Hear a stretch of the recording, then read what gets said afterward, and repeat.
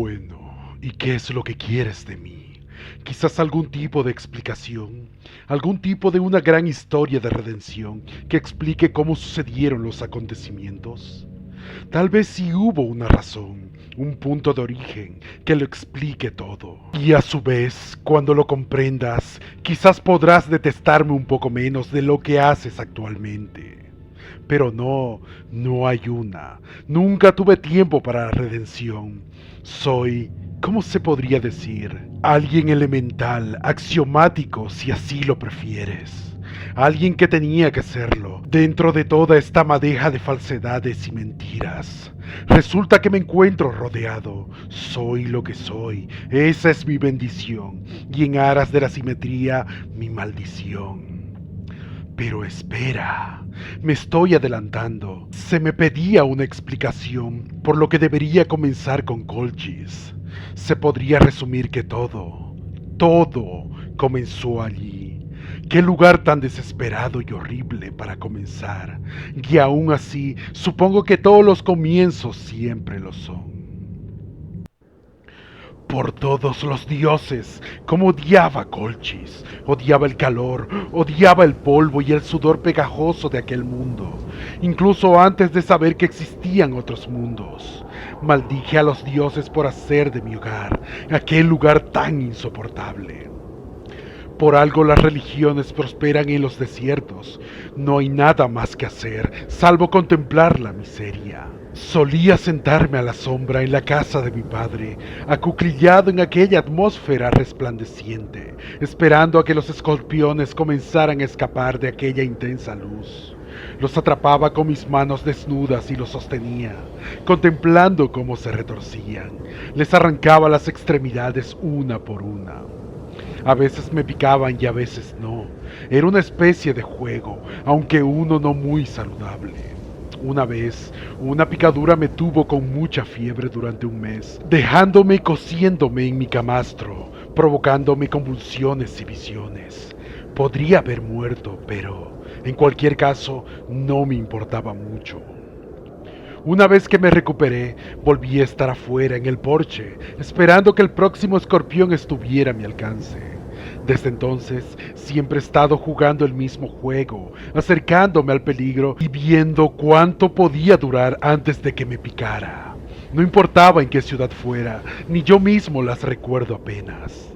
Todas eran iguales, llenas de inmundicia y neblina, del apestoso hedor de la transpiración y los desechos. Sacaba de quicio a mis padres, querían que aprendiera un oficio, que prosperara o que encontrara algo útil que hacer.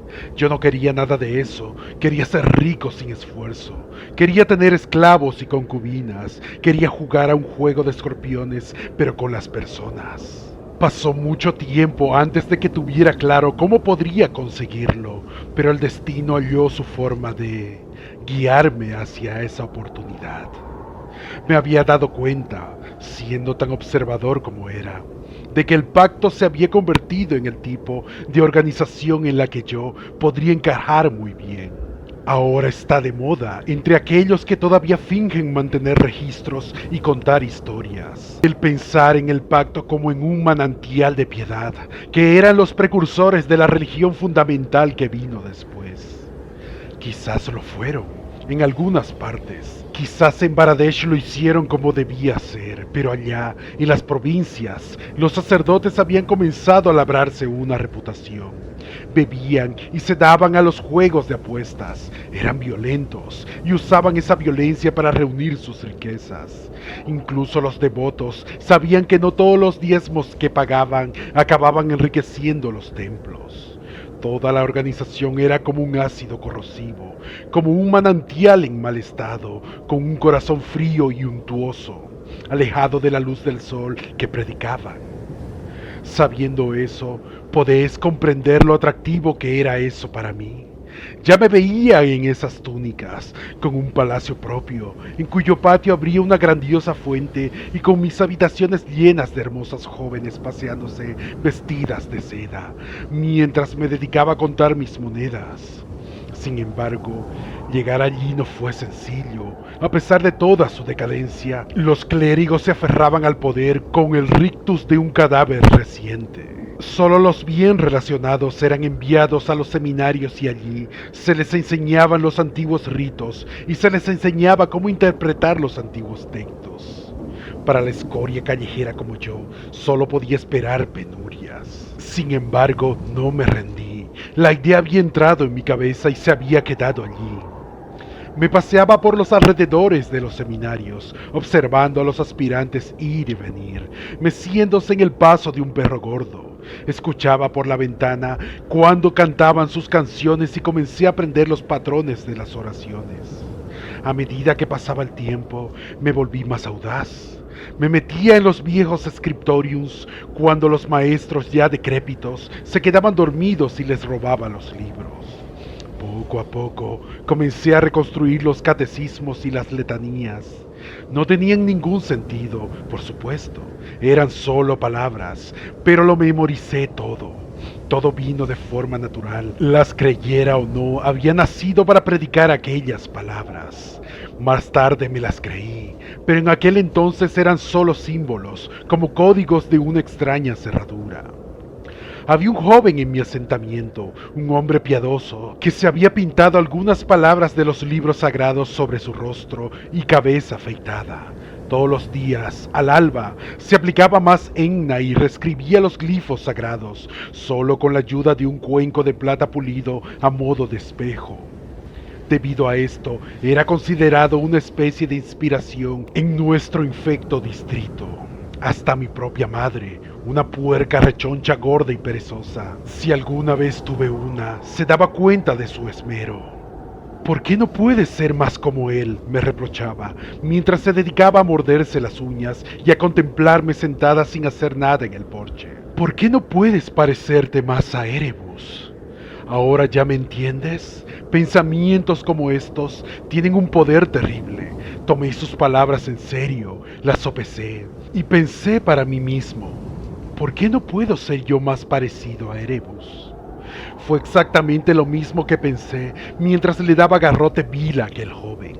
Incluso podría haber dicho las palabras en voz alta mientras giraba el torno y veía sus ojos hincharse y estallar.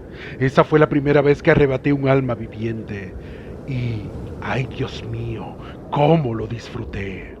Mi corazón latía con fuerza y se me iluminó la cara. Cuanto más se desvanecía su vida, más sentía la mía florecer. Cuando dejé caer su cuerpo en el callejón, me encontré incluso canturreando alegremente una letanía. La sensación no duró mucho. Quedaba todavía todo el tedioso trabajo de deshacerse del cadáver. Luego, hurgar entre sus pertenencias para obtener lo que necesitaba y finalmente darle la espalda al lugar de mi nacimiento para más tarde partir hacia el inmenso mar de arena, pues sabía que no podía quedarme en un lugar en el que ambos éramos conocidos. Nunca me arrepentí, ni siquiera una vez. Salí de allí, por la puerta sur con las estrellas en ascenso y el calor del día desapareciendo, vistiendo los ropajes de un muerto y las inscripciones de un muerto, grabadas pulcramente en mi propia cabeza rasurada. Ah, ahí lo tienes, ahí está la ironía.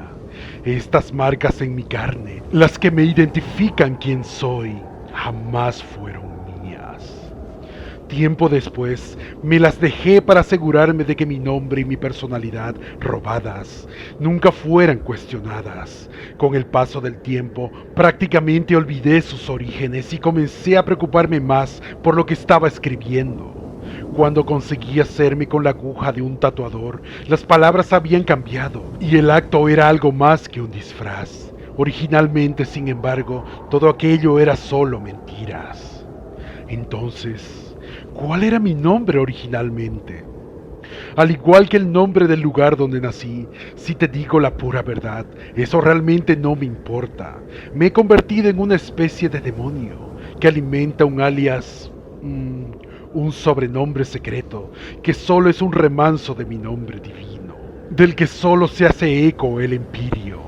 Desde luego, a ti no te lo voy a decir. Hay algunas cosas que ni siquiera los dioses saben. Podría decirte que tuve suerte, o que tal vez fue el destino, el haber podido aprender mi oficio en un momento en el que solo era un niño, como lo eran aquellos días todos los acólitos del seminario. De pronto, mis papeles robados y mis mentiras me permitieron instalarme en otra institución. Estudié tan poco de la teología genuina como pude, pero fui persistente al observar los caminos del poder más mundanos. Vi cómo los sacerdotes mantenían la disciplina dentro de las grandes catedrales. Vi cómo el miedo y el éxtasis podían intimidar a toda una población. Vi cómo una palabra susurrada era más poderosa que una oración a gritos, al menos la mayoría de las veces. Esos fueron los últimos días de la vieja fe, ya que habían rumores llenos de pánico que hablaban de un ejército que vagaba por el desierto, uno al mando de un profeta dorado, que derribaría todo y que sacaría a los poderosos de su supuesto cielo.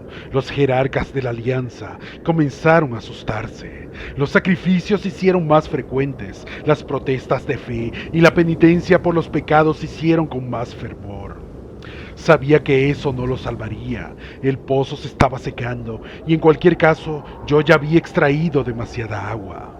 Comencé a especular sobre quién era ese profeta y me pregunté si de alguna manera podría alinear mi causa a la suya. Me estaba cansando de mis marchitos instructores y deseaba estar a la sombra de algo con un aguijón más adecuado. Y luego sucedió lo más extraño de todo. Había pasado tanto tiempo con todos esos libros, con todos esos cánticos y con todos esos sermones sobre los viejos patrones del dolor y la redención, que de alguna manera descuidé mi cinismo sobre ellos y me encontré a mí mismo diciendo esas mismas cosas y queriendo decirlas. Me encontré estudiando, y no para evadir el flagelo del instructor, sino por fascinación. Era como si hubiera sido sumergido en uno de los tinteros de los escribas y hubiera salido empapado.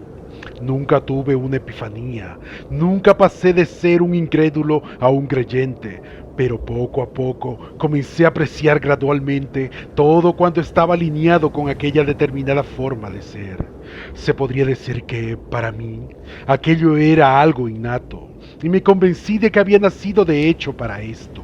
Recuerdo estar en las bóvedas de ese viejo templo de adobe, atendiendo las velas y saboreando el aroma de la sangre caliente en mis labios. Recuerdo haber mirado por el cristal empuñado de los espejos del altar y haber visto no un reflejo, sino algo fracturado. Sentí como un escalofrío comenzaba a recorrerme y a pesar del calor siempre presente, yo solo era un mezquino ladrón, una pequeña mancha en el iris de la eternidad, pero sabía que podía hacer grandes cosas por aquellas presencias. Sentí que siempre había estado allí como un agazapado en mi sombra, deleitándose en cada una de mis pequeñas crueldades. El pacto era solo su juguete. Quizás otras instituciones podrían ser utilizadas de igual manera. Entonces, cuando el profeta finalmente llegó a nuestra ciudad, vi su figura implacable brillar ante la nación sollozante y agradecida de esclavos recién iluminados. No estaba ni eufórico ni triste. Todo lo que tenía que hacer era esperar. Todavía era un niño por ese entonces, pero no lo sería siempre.